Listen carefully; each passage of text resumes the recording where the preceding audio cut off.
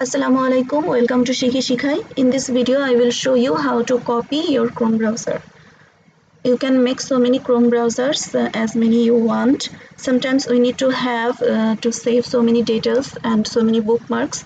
So we need to have another browser like Chrome browser. So we can copy our Chrome browser easily. Simply follow these steps. First of all, in the computer screen, at the top of the right, I will click on Add. Here I have already three browsers. Now I will click Add Person. Here I will choose a sticker and will name this Shikhi Shikhai, for example. Next I will click Add. So here your new browser has opened. You can use it. Let's get started. And if you want to remove this one, you can also remove this. Simply click on icon at the top of your screen and click Setting.